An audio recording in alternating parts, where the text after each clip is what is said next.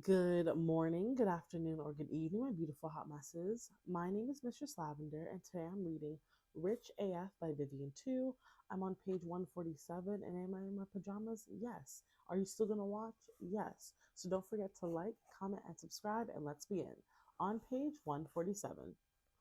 For another, ideally, you're just making more money as you rise up the ranks in your career over time.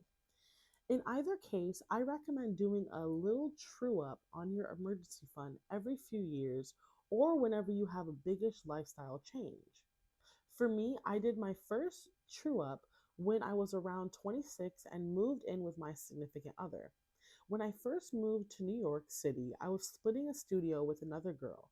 Truly horrendous except for the rent, which was 1600 a month per person and therefore awesome for New York.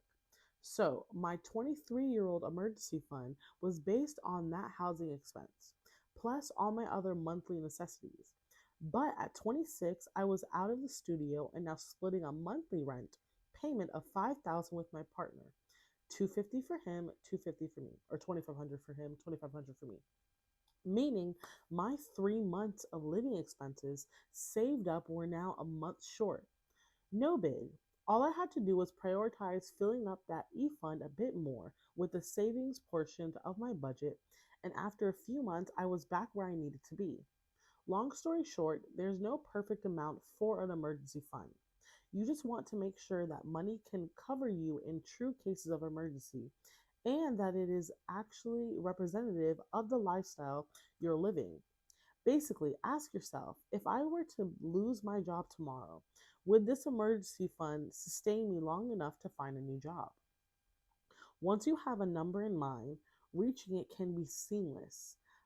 Remember, the trick of sending your paycheck to the direct deposited across several different accounts.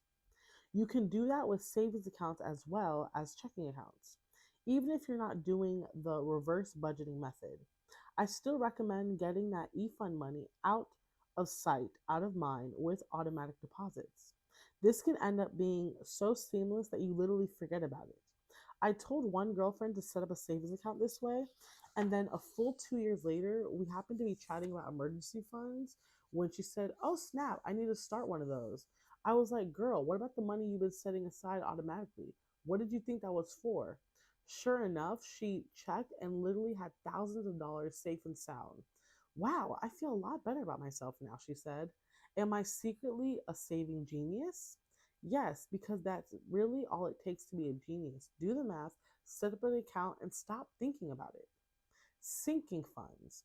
If your emergency fund is for when S hits the fan unexpectedly, a sinking fund is a savings account you'll use to pay for cost, expenses, and purchases you are planning on. You don't plan to cut off part of your finger and have to go to the hospital, but you do plan to go on vacation, have a wedding, or buy a car. In other words, sinking funds are where you stash your money for big ticket items or expenses, things you're opting into. Sinking funds are the best way to pay for things that you want to buy at some point in the relative near future for a few reasons. First of all, breaking up the amount you need to save into smaller chunks that you can contribute to monthly or however often helps you see that you're making progress. When I was saving up for that surprise cruise for my folks, or for even my Prada bag, I felt way less sticky or shocked because I knew the final price ahead of time. Precisely. And I felt like I was always making progress towards it, even though it would take me some time to get all the way there. Second of all, seeking funds truly give your dollars a job. When you know that money is sitting in a savings account specifically for that purpose of surrounding you and your spouse to be with gorgeous floral arrangements at your dream wedding, it's a lot easier to leave it there instead of raiding the amount to pay for smaller stuff you don't really want as much. Sinking funds operate based on a value-based spending mindset and and roll it into a zero-based budget approach. The math behind sinking funds is pretty simple. How much the thing costs divided by how much time until you plan to buy the thing. For big expenses with a firm start date, like a cruise or a wedding, that time horizon will be pretty well defined. For purchases that you can make basically whenever, like a new bag, it's up to you to pick your deadline and then fine tune it based on the amount you need to save every month. If socking away $500 a month isn't possible right now, but 250 would be manageable, then just plan on taking twice as long to save up. Alternatively, you can work backwards from how much you're able to put into a sinking fund each month. Then multiply that out to figure out how long until you have the dollars needed to pick it up. Besides vacations, weddings, and designer accessories, sinking funds are a great way to set money aside for big adult purchases like a car or even the down payment on a home. Generally, though, I suggest you pick expenses that are coming up in the next 6 months to a year. Longer than that, and one, it starts to feel so far off that you start to lose a sense of purpose you're getting by giving your dollars a job. And two, you might be better off investing to make that money earn more money, and we'll get into that. Beyond that, though, you can have as many sinking funds as you want. This is, again, a fantastic place to create a team of multiple savings accounts, each with its own particular job. Negotiation, the platinum way to save. On my very first TikTok, there was one kind of response I got over and over. Message after message came in along the lines of, okay, definitely into this, but can you please promise not to yell at me for buying $5 coffee or the new purse I have my eye on? I will promise you here, what I promised all those folks back in my baby TikToker days, I won't. I would never. As your rich BFF, I love to talk about spending less and stacking those dollars, but I am not about to yell at you over coffee. Life is too damn short. But I do want to help you to stack those bills, and I do want to help you save. So make a blank run real quick if you need to and settle in. This stop buying coffee advice comes from a very traditional school of savings thought that even though a few dollars here and there is not a lot of money per se, it can and does add up over time. It's the death by a thousand paper cuts view of saving. Go back to the daily latte example. $5 every day for coffee works out to be a touch shy of $22,000 at the end of the year. And 2 G's is a lot of money. It's a modest vacation. It's a not too shabby wardrobe makeover. It's a dinner out every other week. So I do kind of agree here. This school of thought basically preaches that small habitual choices add up over time. And can small cutbacks to your daily budget put you in a better financial position than you would be otherwise? Yeah, duh. But does that mean any one small purchase inherently problematic? No. It's just that making enough of those small purchases may prevent you from making major purchases down the line. Ones that are much, much more valuable to you and more important to your life. In other words, while one $5 coffee is not going to be the difference between whether or not you can buy a home, a daily $5 copy over the course of 12 months could be the difference between whether or not you buy a new laptop at the end of the year. But what's more over time that money can be invested in the market. It could not only have held its spending power in reserve for a bigger purchase, but also generated additional income for you. Seen from that angle, the opportunity cost of spending that money $5 at a time is actually quite high.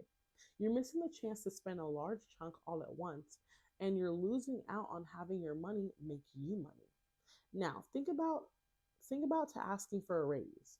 Remember how I said you could make $5,000 for 2 hours of work? Well, the same principle applies to saving money as well as earning it. That's the other school of thought on saving. The platinum mindset that rich people use may way more than us normies. Every expense can be negotiated, but small expenses are less worth the effort to negotiate. Therefore, focusing on bargaining down the biggest expenses in life. housing, cars, bills, etc. And you'll save the most money for the least amount of effort. This is very much the don't sweat the small stuff attitude. According to this alternative school of thought, you don't need to do that day to day sweating over small stuff like daily coffees, but you'd better bring it when you're making large purchases because this works only if you negotiate every single time and are very aggressive in your negotiation and end up paying as little as humanly possible for those major expenses. Since those bigger purchases have bigger price tags, even a small downsize in price makes a big difference in dollars saved. For example, say you're an average American looking to buy the average American home. Currently, the average sale price for a home in the United States is around $350,000. If you want to negotiate with the seller to get the price down just 5%, which is completely feasible, you're instantly saving $17,000. Get them to get them to come down to 15% and you're taking off 52,000 off the top. That is over 50,000 post tax. You've just saved. You know how many lattes you'd have to give up to save 50,000 bucks? True, not every negotiation will get you everything you want, but the only way to get nothing of what you want is to not negotiate at all. Remember, you can always ask.